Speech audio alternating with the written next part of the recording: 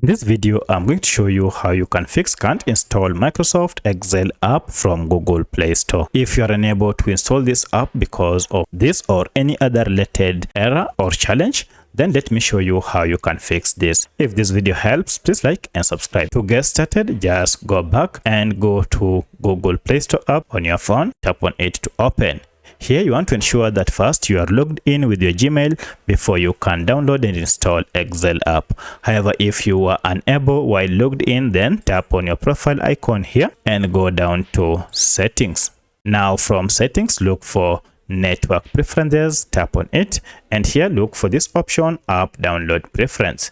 If you tap on it, you can see currently it is set to over Wi-Fi only. Change this to over any network and okay. This will ensure you can download apps via the current network you are connected to.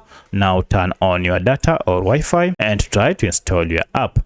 However, should this not work, then check and then see if you are using any VPN app on your phone. This might be the reason for your challenge. Uninstall it. And also, if you have any recently installed security app, this might also be the problem. However, if this does not fix your problem, then most likely the challenge is with Google Play Store app. For that, we need to troubleshoot Play Store by going to settings.